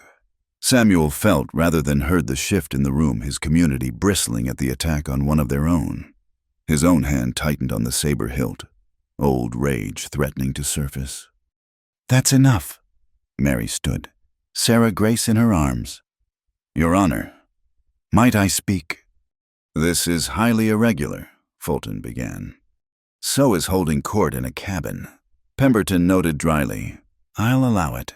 Mrs. Walsh or Miss McKenna proceed. Mary moved to the center of the room, back straight despite the baby's weight. Everything Mr. Fulton says has a grain of truth wrapped in lies. Yes, I'm unwed. My husband abandoned me years ago. Yes, I bore a child without marriage to a man who promised love and delivered only absence. Yes, I fled Denver society to protect Daniel from his uncle's greed. She turned to face Walsh directly. Tell them about the Bonanza Creek mine. Jeremiah, tell them about the $17,000 you borrowed from Daniel's trust. Tell them about the papers you forged, the threats you made to Ellen before she died. Hearsay, Fulton sputtered. Documentation. Catherine stepped forward, producing a leather portfolio. Every transaction, every forged signature. I have provided copies to Marshal Bradley and Judge Pemberton. The judge studied the papers, his frown deepening. Mr. Walsh, these are serious allegations. What say you? Walsh's facade cracked. The boy needs a man's guidance, not some mountain savage and his whore. The word never fully left his mouth. Samuel moved without conscious thought, the saber sliding free with a whisper of steel. But instead of striking Walsh, he slammed the blade point first into the floorboards between them, where it quivered like an accusation. Choose your next words careful-like, Samuel said, voice deadly quiet. You're in my home, speaking of my intended wife, mother of the child I'll raise as my own. He looked around the room, meeting every eye. Maybe it's time for plain speaking. He pulled a small leather pouch from his vest, emptying its contents onto the table. A simple iron ring rolled across the wood, not fine like Sarah's gold band, but honest. Had this made at Marcus Stone's forge, was planning to wait for spring, do things proper, but seems proper's got different meanings to different folk. Samuel turned to Mary, dropping to one knee with more grace than his years should allow. Mary McKenna, will you marry me today? Now let these witnesses see we choose each other free and clear. No desperation, no coercion, just two people who found love where they didn't expect it. Mary's eyes filled with tears. She shifted Sarah Grace to one arm, reaching out to touch Samuel's weathered face. Yes, though you're a fool for rushing. Maybe, but I'm tired of men like him. Samuel jerked his head at Walsh, using their definitions of proper against good people. We know what we are to each other. Judge Pemberton cleared his throat. While touching, this doesn't address the custody. Begging your pardon, Judge. Ruth Henderson interrupted. But it does. You marry them now. Legal and binding. That makes Samuel the boy's stepfather. Gives him standing equal to any blood uncle. She's right. The younger lawyer spoke up, excitement overcoming nervousness. Legal precedent in Collins v.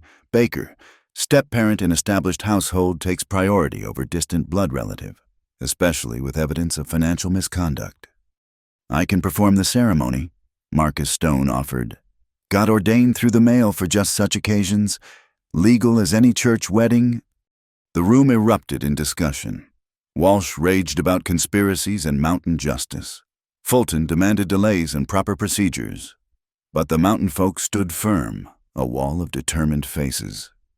Enough! Pemberton's gavel, a hammer borrowed from Samuel's toolbox, cracked against the table. Mr. Stone, you're truly ordained. Certificates in my saddlebag. Married 3 couples last year, all legal and recorded. Then I see no impediment. Irregular. Yes, but not illegal. The judge's eyes twinkled. Proceed. What followed was like something from a dream. The cabin transformed into a chapel. Mountain men and women forming a circle of witness. Catherine held Sarah Grace, tears streaming down her face. Daniel stood beside Samuel, trying to look solemn but grinning fit to burst. Marcus Stone's words were simple, direct. Samuel barely heard them, lost in Mary's eyes. In the magnitude of the moment, when prompted, he slipped the iron ring onto her finger, his voice rough with emotion. "With this ring, I thee wed. With my body, I thee honor.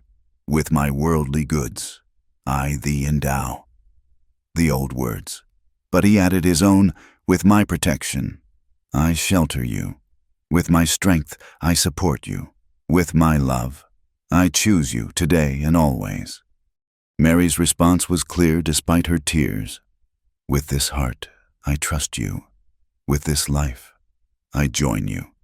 With this love, I heal you as you have healed me. Then by the power vested in me by the territory of Colorado," Marcus intoned, "I pronounce you husband and wife. Samuel, kiss your bride." The kiss was brief, appropriate for public witness, but it sealed something profound. When they parted, the room erupted in celebration, mountain men whooping, women dabbing at eyes, even Judge Pemberton applauding. "Well then," the judge said when order resumed, "Mr. Creek, as the boy's legal stepfather, what say you to this custody matter?" Samuel's hand found Daniel's shoulder. The boy looked up at him with such hope it nearly broke his heart. "I say Daniel McKenna is my son now. Has been since the day he rode up this mountain. Any man tries to take him." He pulled the saber from the floor, sheathing it in one smooth motion. "Well, that man better be prepared for war." He looked at Walsh then, really looked at him, saw not a powerful enemy but a small, grasping creature who'd tried to steal a child's inheritance and future. "But there won't be war because Mr. Walsh is going to withdraw his petition. Aren't you, Jeremiah? Never that boy is my blood." "That boy," Samuel interrupted, his voice carrying the authority of mountains themselves, "stood in this room and told True about you striking his mother. That boy watched you drive Ellen to hide with Patrick McKenna. That boy knows exactly what kind of man you are." He paused, letting the weight settle. "Don't make him testify to it in your criminal trial." Catherine stepped forward. "Father, please, for once in your life, do the right thing. Ellen wouldn't want this. You know she wouldn't." Walsh seemed to shrink into himself, years of schemes and greed finally catching up. "I withdraw the petition," he whispered. "Louder, for the record," Pemberton insisted. "I withdraw my petition for custody," Walsh snarled. "The boy can rot in these mountains for all I care." "So noted." Pemberton's gavel fell with finality. Custody of Daniel McKenna is awarded to his mother's sister, Mary, and her legal husband, Samuel Creek. Court is adjourned. What happened next blurred in Samuel's memory. Walsh hustled out by deputies, handshakes and backslaps from mountain men, women cooing over Sarah Grace and offering Mary advice, Catherine embracing her new aunt, whispering fierce thanks. But clearest was the moment Daniel threw his arms around Samuel's waist. "Does this mean you're really my PA now?" Samuel knelt, bringing himself to eye level with the boy. "If you'll have me. No, I'm not Patrick, not trying to replace—" "I want you," Daniel said fiercely. "You teach me things. You keep us safe. You make Aunt Mary, must smile." He paused, suddenly shy. "Is it okay calling her Ma and you Pa?" Samuel's throat closed. He pulled the boy close, feeling thin arms wrap around his neck, over Daniel's shoulder. He saw Mary watching, her face luminous with joy. "It's more than okay," he managed. "It's perfect." Later, after the witnesses had gone and the sun was setting behind the peaks, the new family sat together by the fire. Sarah Grace slept in her cradle, full and content. Daniel had finally succumbed to exhaustion, curled on the rug with his head pillowed on Samuel's knee. Mary leaned against her husband's shoulder, the iron ring catching firelight. "That was quite the wedding," she said softly, not what most girls dream of. "Regrets? None." She turned to kiss him. soft and lingering now that they were alone. "Though I might want a church ceremony come spring, with a dress and flowers and all the proper things." "Whatever you want." Samuel stroked Daniel's hair absently. "We've got time now.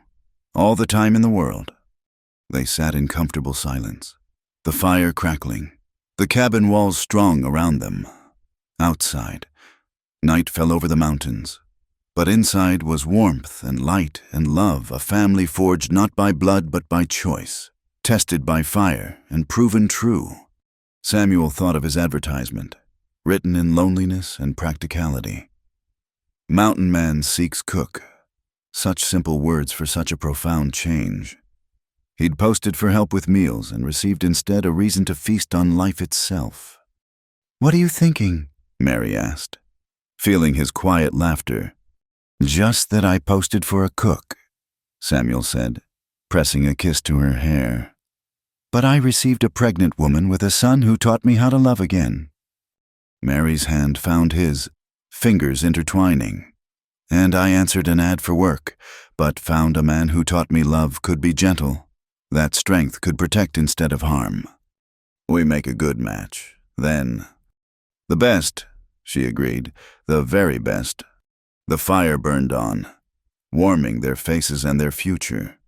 Tomorrow would bring new challenges, building a life together, teaching Daniel, raising Sarah Grace, facing whatever the world threw at them. But tonight, in the circle of their chosen family, Samuel Creek knew a contentment he'd thought lost forever. Love had come again, not as replacement but as renewal.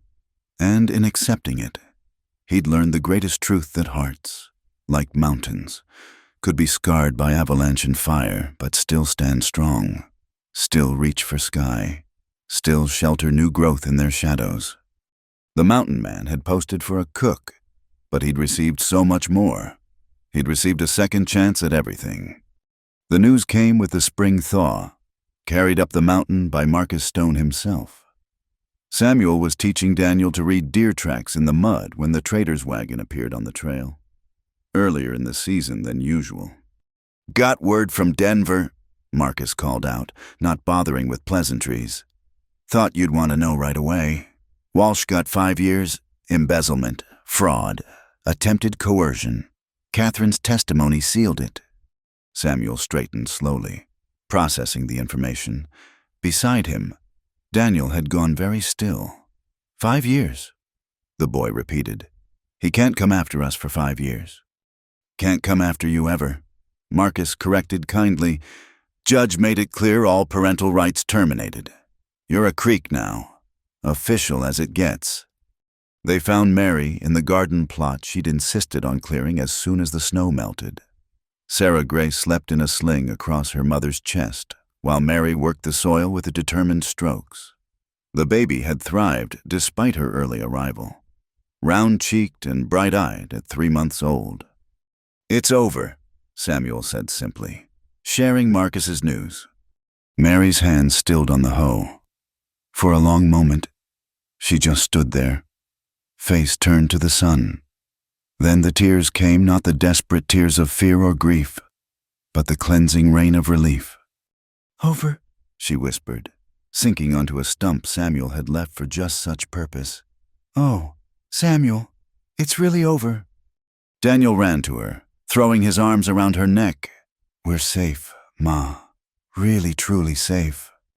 "That's not all," Marcus continued, producing a letter from his coat. "This came from Catherine." Mary took the letter with trembling fingers, reading aloud. "Dearest Aunt Mary and Uncle Samuel, I write with news both bitter and sweet. Father's conviction stands. His property seized to pay restitution. I could not save the house, but I did not wish to. Too many shadows lived there. Instead, I have used my mother's inheritance to purchase a small building in Rabbit Creek, with Marshall Bradley's recommendation and the town council's approval. I am opening a school. The children here need education, and I find I need purpose. Would Daniel consider being my first pupil? I promise to challenge that bright mind of his while respecting the practical education Uncle Samuel provides. Books and mountains need not be enemies. There is an apartment above the school, but I confess the thought of living alone frightens me. Might I continue my visits? Your mountain has become more home than Denver ever was. With love and gratitude, Catherine. A school, Daniel breathed, eyes shining. A real school. Would you like that? Mary asked. Going down to town for lessons. Could I still learn mountain things too? Still help Pa with the horses and trapping? Samuel ruffled the boy's hair. Try and stop me teaching you. Man needs both kinds of learning to make his way. The rest of spring rushed by in a blur of activity. True to her word, Mary insisted on a proper wedding ceremony once the preacher made his circuit through Rabbit Creek. She wore a simple dress Catherine had brought from Denver, wildflowers in her hair. Daniel stood as Samuel's best man, trying not to fidget in his new collar. Sarah Grace cooed through the service, blessed by the preacher with the same words that joined her parents. The school opened in early summer, 3 times a week. Samuel or Mary would ride Daniel down to town, where Catherine proved herself a natural teacher. Soon, other mountain children joined the Henderson grandchildren, the Stone twins, even some town youngsters whose parents had initially been skeptical of a woman instructor. She's got a gift. Ruth Henderson observed one afternoon, watching Catherine lead the children in a nature lesson by the creek. Patience and steel both, her father's loss, our gain. The summer brought other changes. The cabin expanded, a proper bedroom added for Daniel. The main room enlarged. Samuel taught his son the word still caught his heart to read the forest like a book, while Catherine taught him to read actual books with equal skill. Mary's garden exploded with life vegetables for eating, herbs for healing, flowers for the simple joy of beauty. Sarah Grace grew like the plants around her, early trials forgotten in robust health. She took her first wobbling steps in September, chasing a butterfly while her family cheered. Daniel proved a devoted brother, reading to her from his school books, carved wooden animals populating her play. But the truest sign of change came in October, when Samuel stood at the aspens where Sarah and Emma lay buried. Mary stood beside him, Sarah Grace on her hip, Daniel quiet at their side. Sarah, Samuel said to the stones he'd carved so long ago. This is Mary, my wife. She's brought life back to our home.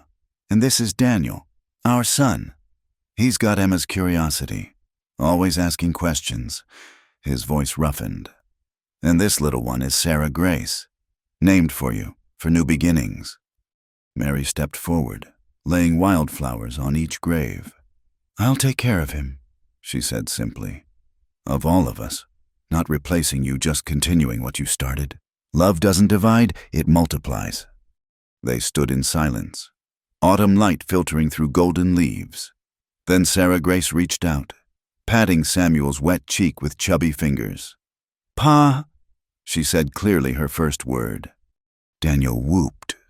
Mary laughed through tears, and Samuel felt something shift in his chest, the last frozen place finally thawing. Sarah and Emma would always hold part of his heart, but hearts, he'd learned, could grow to hold more love, not less. Winter arrived with less drama than the previous year. No fleeing through snow, no legal battles, no uncertainty. Just the rhythm of mountain life, wood to split, animals to tend, meals to share. Catherine spent more and more time at the cabin, ostensibly to discuss Daniel's progress, but really for the family she'd found. I've had a letter, she announced one evening, cheeks pink with more than cold. Marshal Bradley has asked if he might call on me. Mary clapped her hands. Oh, Catherine, he's a good man. Steady, Samuel agreed. Knows right from wrong. I haven't decided, Catherine said, but her smile suggested otherwise. It seems fast. Life's fast up here, Mary said. Seasons change quick. Storms come without warning. You'll learn to recognize good things and grab hold. Christmas came white and perfect. The cabin filled with neighbors bringing food and fellowship. Daniel performed the nativity scene from school. Sarah Grace playing a decidedly active baby Jesus. Catherine and Marshall Bradley sat together, new courtship plain in their careful attention. "Never had so many people here," Samuel murmured to Mary as they watched the chaos. "Bothers you." He considered. "Should, but doesn't." He pulled her close, smelling the cinnamon she'd used in cookies. House was dying of quiet, now it lives again. Late that night, after guests had gone and children slept, Samuel found Mary on the porch despite the cold. She stood wrapped in a blanket, watching stars wheel overhead. "All well?" he asked, adding his warmth to hers. "More than well." She leaned into him. "I was just thinking, a year ago I was running scared. Daniel clinging to my skirts, nowhere safe to turn. And now I'm home. We're all home." She turned in his arms.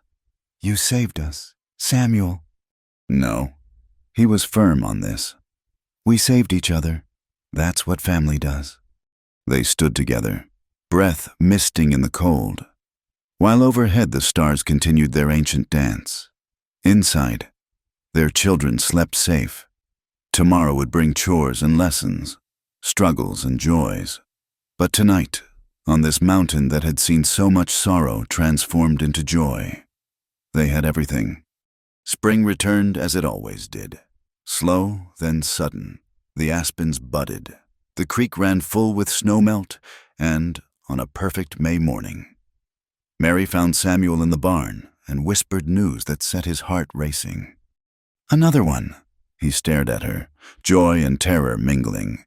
"You're sure?" "Sure as sunrise. Ruth confirmed it yesterday." Mary took his hands. "Due in autumn. Daniel wants a brother. Sarah Grace probably wants someone to boss around." Samuel pulled her close, marveling at life's persistence. His advertisement for a cook had netted him a wife, 2 children, and now promise of a third. The cabin would need to grow again. More mouths to feed, more hearts to tend. He couldn't wait. That afternoon, he took Daniel up the mountain to check trap lines. The boy moved quiet as a ghost now, reading sign with growing skill. But Samuel had more than hunting in mind. "Want to talk to you about something?" he said as they paused by a stream. "About the new baby coming." Daniel's face lit up. "I'm going to be the best big brother, like I am to Sarah Grace, only better because I'll have practice." "I know you will." Samuel chose his words carefully. "But I want you to know you're my son. First son, that won't change, no matter how many babies come." "Because you chose me," Daniel said matter-of-factly. Ma explained, said loving by choice is just as strong as loving by blood, sometimes stronger. Smart boy, smart woman who was raising him. "That's right, and I want you to know official-like that I'm drawing up papers, making sure you inherit equal with any children born to us. This mountain, this life we're building, it's yours as much as theirs." Daniel was quiet for a moment. Then, "Pa, can I tell you something?" "Always." "I barely remember my first father, and Uncle Patrick was good to me, but he was sick so much." The boy looked up, eyes serious beyond his years. "You're the PA I prayed for. When Ma said we were coming to the mountains, I was scared, but then you were there, teaching me things, keeping us safe, making Ma smile again." Samuel's throat closed. He pulled the boy close, feeling thin arms wrapped tight around him. "You taught me things, too." He managed. How to be a father again, how to open a closed heart. They stood there, man and boy, while the stream sang its endless song.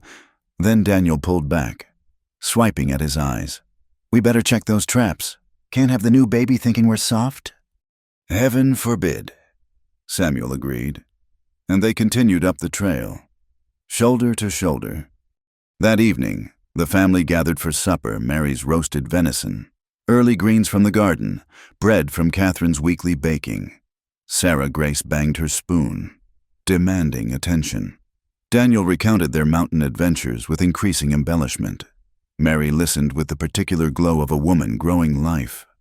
Catherine says Marshall Bradley might have work for you. Mary mentioned something about needing a tracker for official business. Might consider it. Samuel allowed. If it didn't take me far from home. Never far, Mary assured him. We need you here. After the children slept, they sat by the fire as had become their custom. Mary worked on tiny clothes for the coming child. Samuel carved a new toy, a bear this time, for variety. No regrets, Mary asked suddenly. About the quiet life you lost? Samuel set down his knife, considering. Through the window, stars sparkled like scattered diamonds. In the distance, a wolf howled, lonely sound made beautiful by the warmth surrounding him. I posted for a cook, he said finally. Got a family instead. Got noise and chaos and worry and more joy than I thought my heart could hold. He met her eyes across the flickering light. Only thing I regret is the years I wasted, thinking pain was payment for love. Maybe you needed those years, Mary suggested gently, to be ready for us. Maybe. He reached for her hand, feeling the calluses from garden work, the strength in her grip. Either way, I'm ready now. For all of it. Whatever comes. Whatever comes, she agreed. Outside, the mountain stood eternal, indifferent to human joy or sorrow, but inside the cabin that had grown into a home, love wrote its own geography. Lines on maps might show territory borders, but the true boundaries that mattered were the ones around hearts, and those had expanded beyond all measure. Samuel Creek had been a mountain man alone. Now he was a husband, father, friend, part of a community that stretched from his cabin to the town below. The transformation hadn't been easy or painless, but like spring following winter, it had been inevitable once he'd opened the door. All because he'd posted for a cook and received so much more. The best trades, he'd learned, were the ones where everyone got more than they'd bargained for. The sunset painted the mountains gold and crimson as Samuel Creek sat on the porch he'd expanded twice now to accommodate his growing family. 2 rocking chairs moved in gentle rhythm, his own and Mary's, where she cradled their newest addition, 3-month-old Thomas Patrick Creek. The baby had arrived with the autumn harvest, healthy and loud, with his father's dark hair and his mother's green eyes. Sarah Grace, careful with those carrots, Mary called to their daughter, now a determined toddler who treated the garden as her personal kingdom. The little girl looked up, face smeared with dirt, grinning unrepentantly. She's gonna replant them upside down again, Daniel observed from where he sat whittling. At 10, he'd grown taller, his face losing its little boy roundness, but his eyes still held that mix of wisdom and wonder that had captured Samuel's heart from the beginning. Let her learn, Samuel advised. Best teacher is experience. That's what you said when I planted corn in January, Daniel reminded him. Took me 3 years to live that down at school. And now you know when to plant corn. Catherine emerged from the cabin, carrying a tray of cider and molasses cookies. Her wedding ring caught the light she and Marshall Bradley had married the previous spring in a ceremony that brought the whole mountain community together. Daniel, these are your geometry problems. Finished and correct, I might add. He gets that from Mary, Samuel said. Sure doesn't get it from me. You taught him to calculate angles for tracking, Mary pointed out. That's geometry too, just by a different name. A dust cloud on the trail below caught their attention. Samuel tensed out of habit, hand moving toward the rifle that always stood ready. But Daniel had the sharper eyes of youth. It's the Hendersons' wagon, and looks like... Is that a whole family with them? It was indeed a man, woman, and 3 children, their possessions piled high. The look was familiar city clothes, worse for wear, faces bearing that particular mix of hope and uncertainty that marked new settlers. Tom Henderson guided the wagon into the yard. Samuel, Mary, sorry to come unannounced. These folks are the Kowalskis. Come from Chicago. Looking to homestead. Thought you could help orient them to mountain ways. The man climbed down, removing his hat. Joseph Kowalski, he said with a slight Polish accent. This is my wife Anna, our children Stefan, Marie, little Joseph. We were told Samuel Creek knows these mountains better than anyone. Knows how to survive them. Anyway, Samuel said, stepping forward to shake hands. The man's grip was firm, calloused a worker's hands. Good sign. What brings you to Colorado? Work dried up in the stockyards. Joseph said simply, Man at the land office said there's still good claims to be had up here. Said the mountains don't care where you come from, only how hard you're willing to work. True enough. Samuel agreed. He studied the family thin from the journey, but not broken. Children quiet but alert. They reminded him of another desperate family who'd arrived seeking shelter. Mary, think we could spare some supper for travelers? Already planning it, Mary said, rising carefully with Thomas. Catherine, help me in the kitchen, Anna. You come too. Bring the children. Sarah Grace can show them her kingdom. As the women bustled inside and the children scattered to explore, Samuel found himself standing with Joseph and Tom, falling into the age-old pattern of men sizing up the land and its challenges. I'll be honest, Samuel said. Mountains are hard living. Winter comes early, stays late, soil's thin, growing seasons short. Takes a particular kind of stubborn to make it here. Joseph smiled grimly. In Poland, my family farmed rocks and called it soil. In Chicago, I worked 16 hours in blood and stink for barely enough to feed my children. Hard, I know, but here, he gestured at the vista of peaks and valleys. Here, a man can breathe, can build something that's his. That he can, Samuel agreed. Tom, what about the old Baxter claim cabin still solid, isn't it? Needs work, but bones are good, wells sweet, southern exposure for planting. Tom considered. Take a week to make it livable, but it's doable. They talked logistics while the sun dipped lower. Samuel found himself warming to Joseph. The man asked good questions, didn't flinch at hard answers. When Stefan, the oldest boy, wandered over, Samuel saw Joseph's face soften with the particular worry of a father trying to do right by his children. Sir, Stefan addressed Samuel nervously. Daniel said you could teach us about the mountains. Would you? I want to help Papa, but I don't know anything useful here. The echo of Daniel's early eagerness made Samuel smile. Tell you what, you help with evening chores now. I'll show you some basics. Your PA can come too. Learn alongside. The next hour passed in teaching how to read weather sign, where to stack wood for best drying, why certain tracks meant safety and others danger. Stefan absorbed it all with the desperate attention of a child who'd grown up too fast, while Joseph watched his son bloom under the attention. At dinner, the cabin overflowed. The tables Samuel had built for 4 now regularly hosted 8, 10, sometimes more. Tonight, with the Kowalskis added. They spilled onto benches, children sitting on the floor. But food was plentiful. Mary's garden had produced abundantly, and Samuel's hunting skills kept the larder full. This is magnificent, Anna said, tears in her eyes at the spread. In Chicago, meat was luxury. Here we share what we have.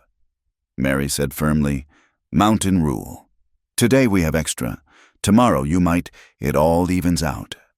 Speaking of sharing, Catherine added, Marie looks to be about school age. We start again next month. No fees, the community supports it. The gratitude on the Kowalskis' faces was almost painful to see. Samuel remembered that feeling. The surprise of kindness when you'd learn to expect only hardship.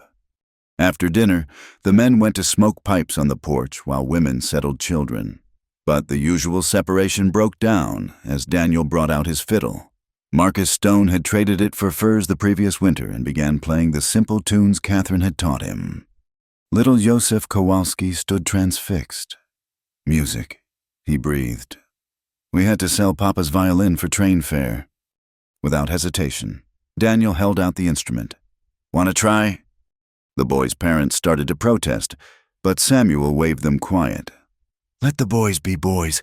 Fiddle's meant for playing. What followed was magical. Joseph couldn't have been more than 6, but his fingers found the strings like coming home. Not expertly, but with such joy that technique didn't matter.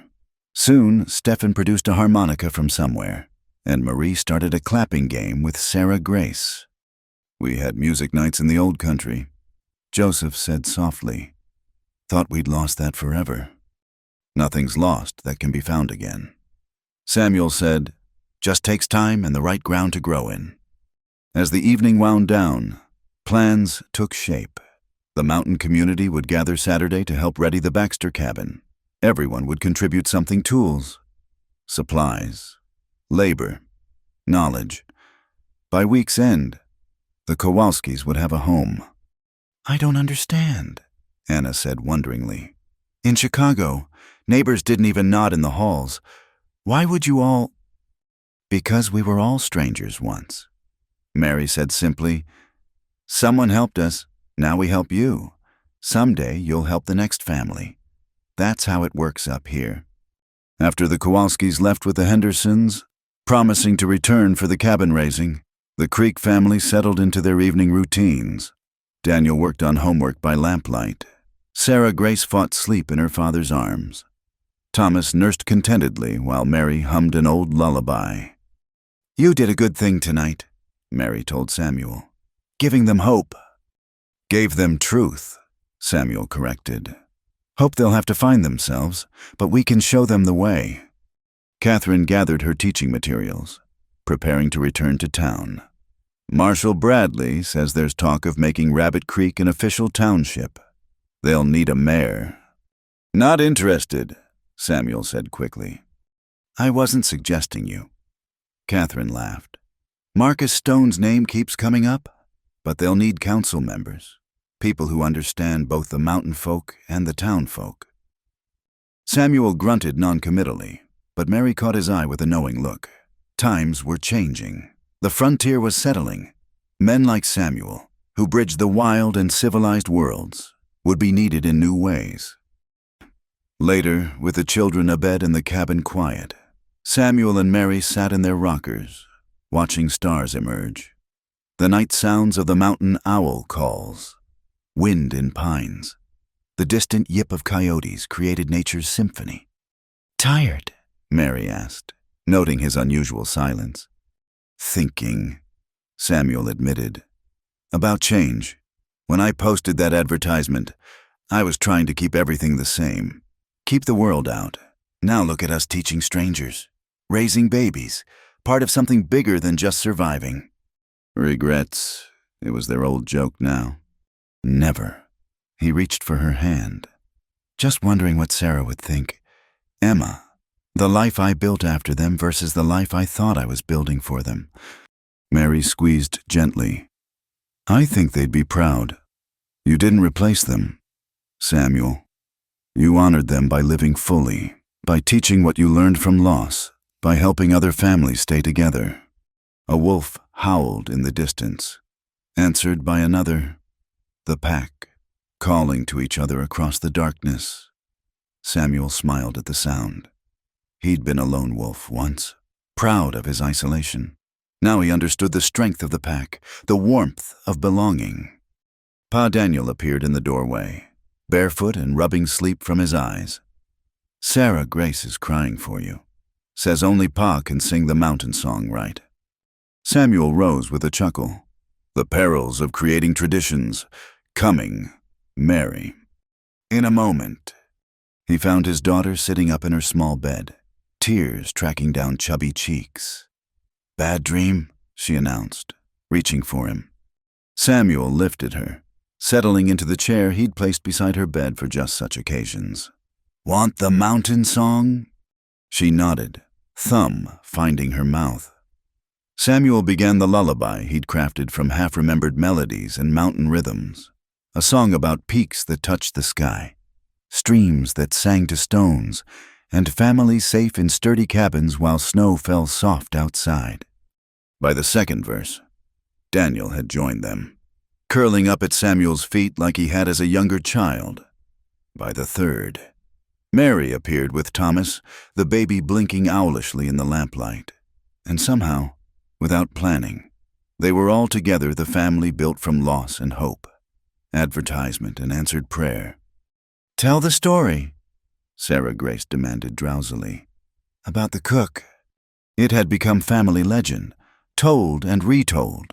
Samuel obliged, voice soft in the darkness. Once upon a time, there was a lonely mountain man who posted for a cook. "But he got us instead," Daniel continued, knowing his part. "A mama who needed somewhere safe," Mary added. "And babies who needed a papa," Sarah Grace concluded triumphantly. "And they all lived happily ever after?" Daniel asked, though he knew the answer. "They lived," Samuel corrected gently, "with good days and hard days, laughter and tears, work and rest. They lived fully and well, surrounded by love and mountains and endless sky, which is better than any fairy tale." "Better," Sarah Grace agreed, eyes finally closing.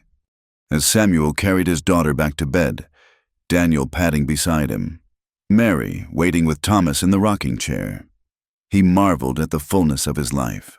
The cabin that had once echoed with emptiness now barely contained all the living within its walls. Tomorrow would bring its own challenges. The Kowalskis to help settle, Catherine's school to support, the changing territory to navigate. But tonight, with his family safe around him and the mountains standing eternal guard, Samuel Creek knew peace. He'd posted for a cook, needing only survival. He'd received a pregnant woman with a son who taught him how to love again. In the end, the greatest gifts were the ones you never thought to ask for, arriving in forms you'd never recognize until they'd already transformed your world.